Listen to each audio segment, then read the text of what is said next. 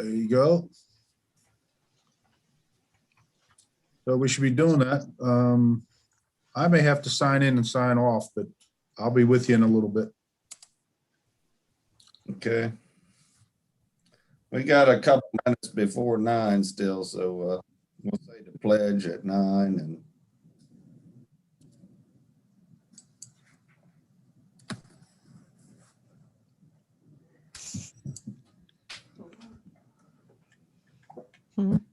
I'm just looking at this. Sure. Looks like she.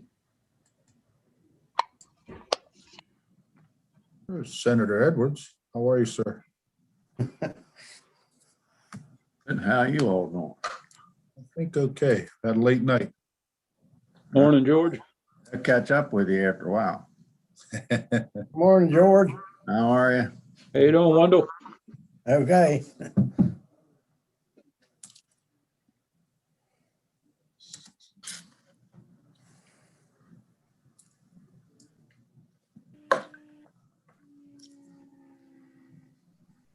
well, 8:59. I think that's close enough. Let's start with the Pledge of Allegiance, if we may. Join me. Pledge allegiance to the flag of the United States of America and to the republic for which it stands, one nation, under God, indivisible, with liberty and justice for all. And Dr. McKay, I see you're on the line. Would you offer a prayer for us this morning? Sorry. Absolutely. If we all could have a attitude of prayer. Heavenly Father, we just thank you for all the blessings you have afforded us, Lord. You answer all of our needs and sift through our wants. Lord, just bless this leadership. May this meeting thus begun in order, be conducted in peace, but more especially closed in harmony. Amen. Amen. Now, this morning we have Wilbur Levengood, the president of the Maryland Association of Counties. Is that the correct title? Or are you the legislative committee? You're the president. I've been elected that. All right. Well, that's good. I don't know how that happened, ladies. I'll be quite honest with you, but well, Wilbur and I go back a good ways. Maybe I'll tell you a little bit. When we were running in 2010, we both had a little seminar that the Farm Bureau put on about conducting appropriate campaigns, and I guess we're still here. So it must have been a good seminar. I'll give them credit. What are you doing? Now listen, you only wanted one cream, right? Because I'll get you a cream right here, because I couldn't remember, so I got black. So I got- We could ask everybody to mute. don't use that window. No. Wilbur, I'll turn it over to you, and we'll go from there. okay. Thank you all for inviting me to speak today. And broadband is one of the main topics we're discussing. It's also one of MACO's initiatives for the whole state, not just our rural counties. For this year's General Assembly, broadband is such an important issue. With the current environment, access to affordable high-speed internet is critical in all of Maryland residents. The pandemic has illustrated the need for access to virtual school, telework, telehealth, and other essential services. I can tell you, Delegate Otto, when we went through that, my first term, we brought fiber into Caroline County. And I pushed at that point because I could foresee that we needed to get to the rural counties and provide this. And it took a pandemic to start waking everybody else up. So, but we're there now, we know that. And the pandemic has underscored the need for stable, reliable, and affordable high-speed internet. We know that every county, we have residents struggling to connect to their online learning platforms, telework and telemedicine, etc. We know that broadband access is essential for farmers to follow commodity markets, communicate with customers, and access new markets all around the world. And we also know that broadband is essential for economic development and for businesses to thrive. We need 100% of us connected to broadband, just like electricity and water. We need MACO to and also MACO is focused on building out broadband in 2021 legislature sessions and one of the 4 initiatives. Aspects of MACO initiate bill include a dig once policy and green light language to expedite permitting. Dig once makes a lot of sense. Lots of other states have done this when doing trenching. Only do it once and invite internet service providers to get conduit installed. In terms of funding, it will be an enabling fee for joint trenching and counties are able to charge, which will then be reinvested in broadband. Also, we'll have federal stimulus funds to move the ball forward in terms of broadband. We need to close the homework gap and express access to all Marylanders. I also have MACO's Drew Jabin here with me to answer any questions today. So if there's other things, like I said, I personally have pushed to have this done in the county. We're getting there. Thank you, Wilbur. We appreciate your efforts and good luck with your term at MACO. I think the pandemic has certainly exposed the real issue of how we are behind on access to. Well, you can only use so many hotspots. They can only handle so much of that to get kids online and people to work online. But just imagine if we had this connectivity, we wouldn't have to worry so much about inclement weather. We could let Mother Nature put it down and Mother Nature take it back a little bit more than what we're doing right now. So, Well, thank you. My cell service has gone to pot in my home, and I think that's all everybody getting on their iPads and they load up the towers. So I can't even get a phone call now. Thank God I still have copper lines on for Verizon. I don't like it once a month every time I have to pay the bill, but we can still reach out. You say you have another speaker, Wilbur, from MACO to. Drew Jabin's supposed to be here. Drew, you here? I'm here, but I'm just here to answer questions. Don't have anything to add. Wilbur was great. All right. So what's the initiative? What's the current? So it is, let's see, House Bill 1328 in the House and Senate Bill 824. So like Wilbur said, it's basically a joint trenching bill. It hasn't been heard in the Senate yet. The House hearing was in economic matters last week. But yeah, I mean, I can go into a little bit of detail if that's what you all want. I mean, on the surface level, it's basically just a joint trenching bill. So the state will be coming up with the regulations in consultation with appropriate stakeholders. But the basis of it is that when the state or a county is doing road work and they're trenching the side of the road already, why not put in the conduit? Why not have something go out to Comcast and the internet service providers to basically say, hey, we're already digging up the side of the road. Why don't you guys come in and put the conduit? Because studies have shown that's up to 80% of the cost for places like Comcast. So this saves them a lot of money. And especially in rural areas when they might not have taken the expense to do it by themselves, when the state or county is already doing it, having that ability to just go in and put the conduit for a cost shared fee definitely makes it a huge incentive for them and gets this access to a lot of other places. So 10 other states have adopted it. So. And I see Val Connolly's here with Chop Tank Electric. They have quite an initiative. I think it's getting started. Suits your purposes. And yeah, thanks, Delegate Otto. We announced, I guess, a week or so ago that we're starting our build out on broadband, which we're so excited about because all of you worked with us last year to help pass the bill to put us in this position. And we're glad we're able to start the build out.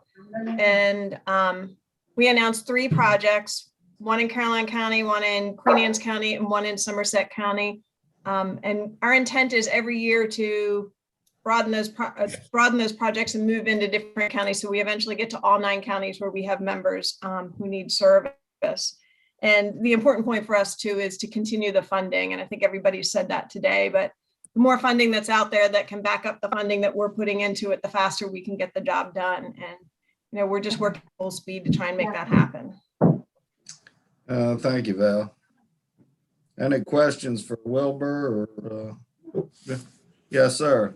Thank you, Charlie. Thank you very much. It sounds like, again, the attention to broadband, it is not just the headline news anymore. It is really getting into the trenches, no pun intended, in terms of being able to get the work done and make the service available.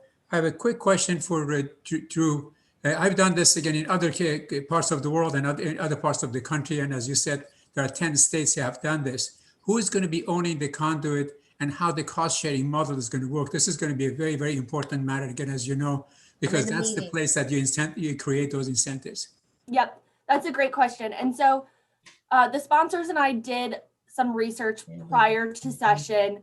This bill is based on Colorado's version of Dig Once, but what we found out is that even though we've done all this research, we're not experts. This will be through hopefully the Department of Transportation. So they'll be the ones who are coming up with the exact mechanics and regulations in consultation with stakeholders like the counties, the internet service providers, the proper authorities, kind of thing. I hope that helps. Right, it helps a lot, but there are also a lot of private sector kind of pro bono people like myself are available to help in any shape, any form we can, because we have only one intention, and that is serving our community. So anything we could be of some help and support to you, we're not talking about dollars and cents. This is all volunteer. We're volunteering myself and everybody else who is on this call, and even for that matter, in our region, to be able to help you to make sure this goes faster and more beneficial to all concerned. Thank you. That's amazing. Thank you.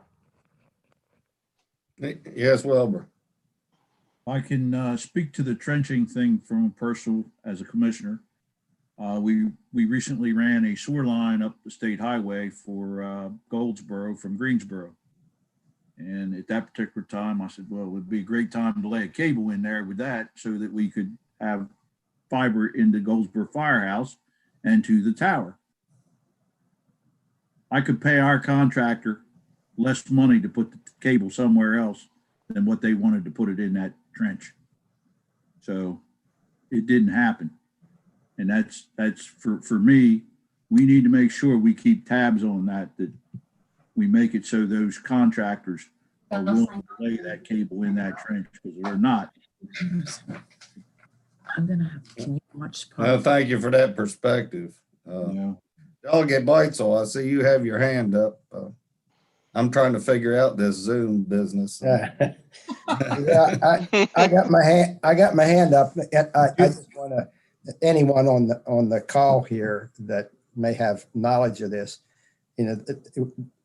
it's really nice that we're making the effort and we're making headway, and we got the Rural Broadband Initiative, and we're working. The counties are working with the various providers, conduit and high-speed fiber optic into the rural areas of the state. But there's that one issue that's been out there for a long time, is that last mile, or really the house connection. And I know I'm having problems with the people in Garrett County that want service, that the conduit has been put in the road. It's there, but they can't get Comcast or Xfinity or whoever's putting it in. There's different providers in different areas to come make the connections and to get that last connection to the people that need it. And we're having a real problem, obviously, in Garrett County with everyone going online. We have a real rural area where a lot of parents with kids have no internet service. So it's been a real problem with the Board of Education. So I just wonder if anybody has any thoughts or suggestions, or if there anything out there to help get those connections made once they put the conduit in place. And I know we talked about the price. we've had people where they said they've got it for nothing, and the other people say they want $10,000 or $15,000 just to make that final connection. So if anyone has any thoughts on that, I'd appreciate if you'd give us some ideas. May I speak? My name is Joseph Daniels, and I was Assistant Vice President for Verizon and worked with the counties down in Charles County as well as Harford County to get FiOS deployed there. And Councilman Wendell's right in terms of that last mile has always been an issue. My question would be, have you been able to look at E-rates and to see whether or not, as a part of the bills on Capitol Hill, if there was a way to, in rural areas, to take E-rates and apply them, at least apply some of the costs to last mile connections in more rural areas, because that's really the challenge of getting everyone connected with broadband, including businesses. And that's all. Thank you.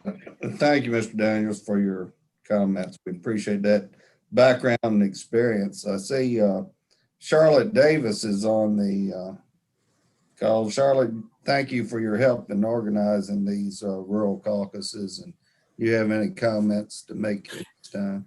Sure. And I know that some of this is leading into that digital inclusion conversation with Senate Bill 66 and House Bill 97 that will create some of the issues, the affordability.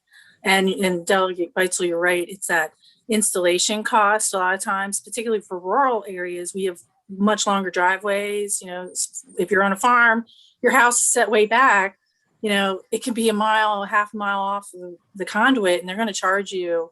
Now, some of the contracts include a certain amount of distance, like some of the franchise fees, but it's not uniform across the state. But it's something we've thought about at the Rural Maryland Council. One of our grants did pay for installation costs. Actually, in Garrett County through community action, we paid for installation costs for low-income homes through Rural Maryland Prosperity Investment Fund. But it's expensive, and I think we only put in 90,000. It was the apartment complex, so it wasn't the challenge of those farmhouses that are set way back. So we still have some work to do. Delegate Krim, I see you have your Yes. hand up, and then John will get to you. Thank you, Mr. Chairman. So Charlotte's here, and she knows that we worked on this in the broadband task force, the rural broadband task force. I was on the task force, and Delegate Beitzel is absolutely correct. That is the major problem of getting everybody connected, is that last mile. And we spent a lot of time on this in the task force, trying to figure that out. And you can't get beyond the cost. The cost is extraordinary. So, you know, we have instances where you'll have a government building, like a library built, and broadband is there. But the challenge is getting broadband from that government building, library, for example, out to everybody else that wants to be a user. So, hello, Addie. So Addie was on the task force with me. So we're talking about broadband, Addie. So, anyhow, I just think, yes, we have to be very focused on this. And no matter what broadband bill passes, I have a bill, but, you know, I think the other bill's probably going to pass. We have to make sure that the rural areas are part of the bill. I don't have any trash back here. You know, not because, you know, Baltimore City has broadband issues. A lot of the urban areas have broadband issues. We've learned that now through the pandemic. So I just wanted to add that, Mr. Chairman, to the conversation. Thank you, Delegate Krim. I think we found some broadband issues right here in the House of Delegates building of doing these Zoom meetings in our committee, of breaking up of the discussion. So there is a challenge. John, promised you next. You had your hand up. I just wanted to mention that here in Southern Maryland, Calvert County has allocated 100% of their franchise fee to paying for the hookups to the broadband.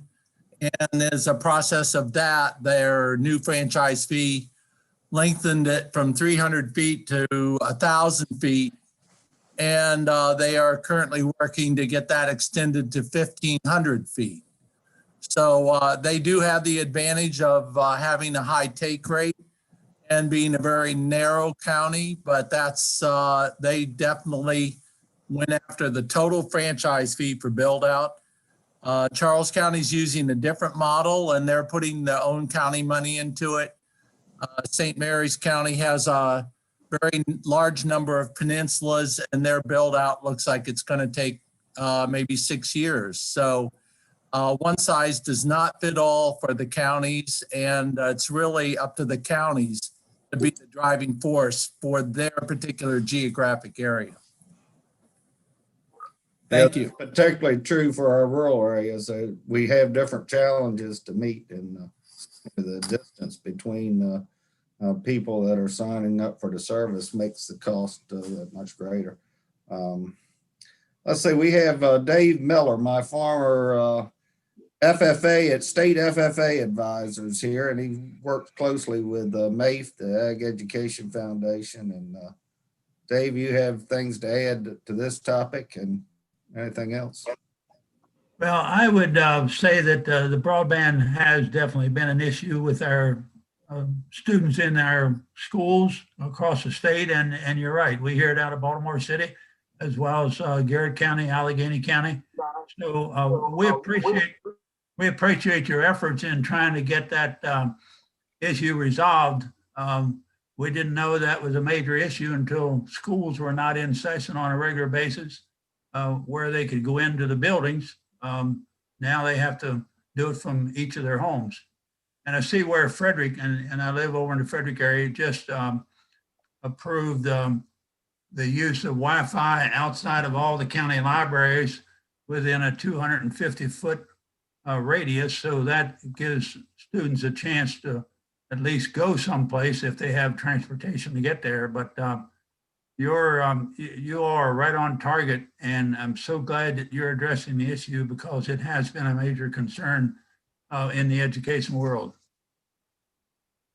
Thank you, Dave. Any questions from members?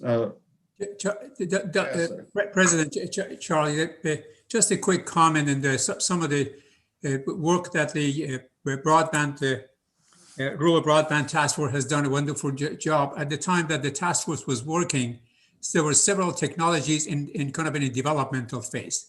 The 10 states that Drew Jabin mentioned in terms of what they have done in terms of their rural broadband, they're now using a new technology with the small cells. And I am a former president of Hewlett Packard for telecommunications, and I've been advising Verizon and Comcast and AT&T for a long time. So small cells is going to be a beneficial technology to be able to use to make it a wireless broadband. So again, as Wendell mentioned, when John mentioned there is a 100 feet or 1,500 feet, and there is much longer space or distance to be traveled, those small cells at a very, very affordable cost be able to provide that kind of a last mile connection to the conduit that has been passing by the farm or by the housing units. So that would be something we should take a look at it and to encourage the private sector to make sure they're also considering the inclusion of all the other technologies and not only one technology that might take much longer time to explore and deploy. Thank you for those remarks. As I was asking, is there senators or delegates or have questions for the group or something to bring forward?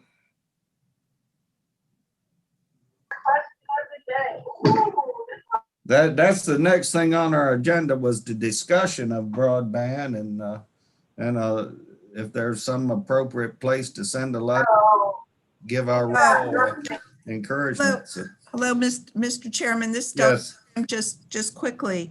One good thing that came from that broadband task force, well, there were many good things. We had good discussions about technology. But the governor did put in his budget, the capital budget, grant opportunities for local government to expand their broadband.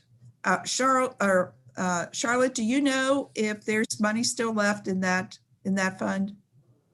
In the Rural Broadband Assistance Fund, or Yes. right now the governor's been appropriating the funding to the local government infrastructure fund. Yeah.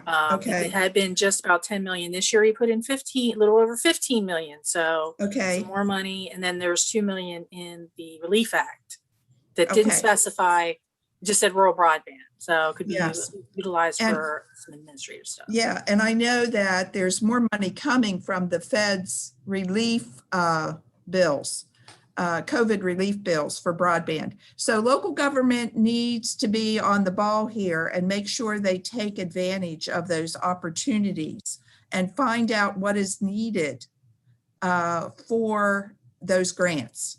And, do they have to match them, Charlotte, or? Generally, yes. Yes. And one of the problems is going to be, I'll just mention it real quick, is the federal agencies do not invest over each other. So USDA Reconnect will not invest over FCC. So that FCC award covers all unserved areas in the state. So there's going to be a challenge to getting federal money if it is done on a competitive basis and it's done with that policy that they can't invest in areas where there are already federal investments. But for the state grants. Yeah, they're going to need match. Yeah. They're going to need a match. Yes. So, Mr. Chairman, it may be a good idea for us to provide to our local rural areas some kind of help, assistance. And if they're looking for money, how to get that done. And, I don't want to put this on Charlotte, but maybe there's some way for us to circulate a phone number, a name, an email address among our local governments to say, if you're looking for broadband funding, contact this number and we'll walk you through the process. I'm just making that suggestion. Yeah, I very good suggestion. Thank you, Delegate Krim. I see Michael Sanderson has joined us from MACO. Wilbur did an excellent job for the organization. You have any remarks to make, Michael? Good morning, Mr. Chair. I'm just here as a passenger and listener, hearing to our fearless leader. I know Drew Jabin from the MACO staff is also online and has more expertise in this area than I do. So good morning, everyone. That's all I got. As Delegate Krim was asking about information of contacts for to the local jurisdictions, do you have any kind of information to that regard or that you share with your members? I may have missed the setup conversation, but I think the idea, everybody right now is scrambling to sort out how many strings are going to be attached to federal funds and how do we connect the dots between, we know that the feds intended flexibility for projects like local, for broadband extension and for a variety of infrastructure. So we know the arrows are pointed in the right direction. It'll probably be a couple weeks as we sort out the details of, usually it's Treasury has regulations and so forth. So TBA on that, but it's a high priority for your governments and for MACO and the Municipal League, I'm sure. Well, I certainly hope that with your help and Charlotte and all that, we can come up with something that we can forward as a rural caucus to our local governments to be between the session, I'm sure. Great idea. Yeah, thank you. Any other discussions? Charles, Yes, sir. I got my hand. Yeah, Wendell, I'm sorry. You're muted. I'm on now. Okay. Just along with Delegate Krim, her comments and one of the bills that she obviously is and has worked hard on is the telework. It's a great one to talk about, Jeff. And with that piece, Yeah. the rural areas with the pandemic and everything else that's going on, I can just see it at Deep Creek Lake. The number of houses are lit up now, and they're probably people that are working. And it's really, that makes it even more imperative that we get extensive internet service into these rural areas so that we can tag on to that change in the way people are going to be working in the future. I think with the pandemic and what's happened, there's going to be much more teleworking, and obviously with the bill that Delegate Krim has put in and the initiatives along those lines, I think we have an opportunity in the rural areas to jump on that bandwagon. But in order to do that, the only way people can telework is to have computer service. And so we need to work really hard to do whatever we need to do to get that services into our rural areas. So everyone that's working on that, I want to express my appreciation. In Garrett County, I know the commissioners are on top of it, and the Board of Education has expressed their desire and opinion that they need to have service to all these kids if we want to do virtual learning, which may come down. And we even have a bill in Garrett County where we've had snow day problems, and on snow days, we're going to encourage a virtual learning on those days, so they don't have to make it up and go into late into the summer, making up days that they missed during snow days. So I just wanted to kind of throw that out there for everybody. Well, thank you, Delegate Beitzel. Senator Groza. Thank you, Mr. Chair, and I'm so glad to see the Rural Caucus convene this morning. I'm also glad to hear the focus on the broadband access issue. I think it's one issue with COVID-19 that every constituency realizes we have to make dramatic improvements with access, whether it's education or telehealth or telework. Along those lines, I'm sensitive, and I want to give credit to Senator Eckert, Delegate Krim, and others that have been, on the focused on broadband in the past with the task force. But since this is the Rural Caucus, I'm sensitive that we in the Rural Caucus have been working on these broadband issues for years. And now, obviously with COVID-19, the rest of the state, is focused on it as well. And my point would be, and with Mako on the call as well, it will be even more imperative to make sure that we ensure fair funding for our rural areas when it comes to the broadband access. So I think each one of us, delegates and senators on our respective committees, need to be sensitive to that. The other issue I wanted to mention, and Charlotte may want to expand on it, there's several bills that are coming through that are establishing work groups or commissions. And what I'm trying to do is, since Senate Education, Health, and Environmental Affairs Committees receives more bills than any other committee, I'm trying to look at those and make sure we have rural representation. There was just a bill that had to do with public water access. And as we were going through it, we saw there was not a representative from the Maryland Rural Caucus. So I would, Charlotte, if there are other bills that you want to flag for that, but I think it's really important, given that COVID-19 has, stressed budgets at every level, municipal, county, state, federal, that we're going to have to be even more focused on making sure that our rural areas receive their fair share. And so Charlotte or others, if there were any other bills that we need to be sensitive to make sure we have the rural areas included, I sure would appreciate knowing about it. Sure. And we talked about that water access. There is also that home equity issue. Affordable housing is also an issue for rural areas. And so I think we would appreciate representation on that one as well. I'll send you the bill number. Yeah, I appreciate that. Yeah, we will certainly find members of the council that can serve on those, so we can make sure that we're represented. Thank you. Any other comments from the caucus? Mr. Chair? Yes, Hi. welcome, Rachel. Hi, thank you. Thank you for being with us this morning. My pleasure. This is my first meeting, of course, with the Rural Caucus, but I'm so glad to be a part of it. I know John and I know Charlotte. I'm looking forward to getting to know some of the rest of you who help to serve the rural areas. For those of you who don't know me, I'm the newly sworn in delegate. I filled Senator Jackson's vacancy. I live in Okay. Calvert County, born and raised in Southern Maryland. And so I want to make sure that our rural counties get what they need. And so I'm happy to be a part of the caucus. Well, thank you and welcome. I appreciate your participation. With that, and so if there's no other comments, I think we've had a good productive meeting here in a little over a half hour, and we'll get prepared for the rest of the session. And we go on the floor, the House does at 10. So I thank you all for your participation. This will be our last meeting given the session for this year. And I think I'd like to follow up with the Delegate Krim and Charlotte and all of what we can put together, and maybe Mako can participate as well, that we can forward to our counties. Yes, I think that's a good idea, Mr. Chairman, to have something.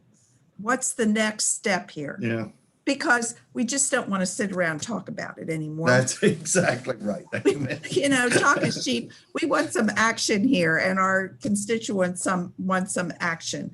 So if we can follow up with, you know, something that I talked about, getting to our elected officials locally, the ways that they can access these grant opportunities and, you know, give them some help there.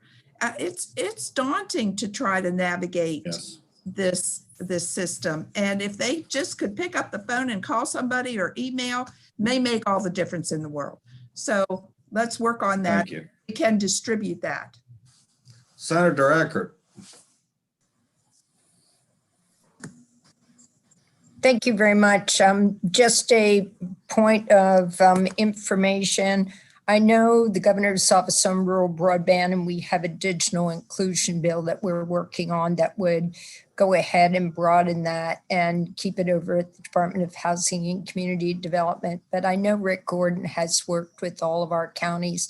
I do believe each county is responsible for putting together a plan, not only of who has access in their county, but what's being deployed as we speak, so that we know that we can fill in the gaps on that. And I know our regional units, Midshore Regional and the Lower Shore Group, they're all doing it from a regional basis with, and everybody has part to play on that. So probably, I know at least for the Eastern Shore, we're going to be convening a meeting of the stakeholders probably between now and just after session, to be able to put some of the puzzle pieces together, and then to correspondingly match up the funding opportunities to go with that. So that's part of where we're going to go next as well from our perspective. So we can work together on that. So thank you. Thank you, Senator. We touched on it briefly of the role the libraries have played to give access to the public, and that's certainly important, and something we neglected that really hadn't been talked. Part of our topics this morning is telehealth and how important that is to our rural areas, and the expense that places like Tidal Health and Atlantic or in our district are experiencing, the cost involved and all. So, Hey, Charles, before you sign off, can I ask a question? Yes, Wendell.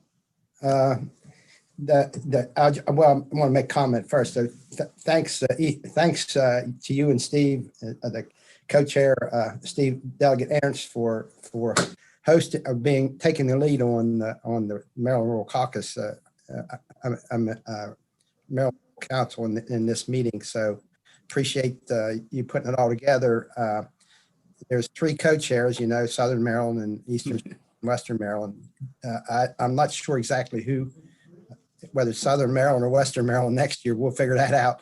But I just want to thank you guys for taking the lead this year. All right. Thank you. I appreciate it. And if there's no further discussion, we'll meet offline. See you guys in the trenches, and we'll keep things rolling.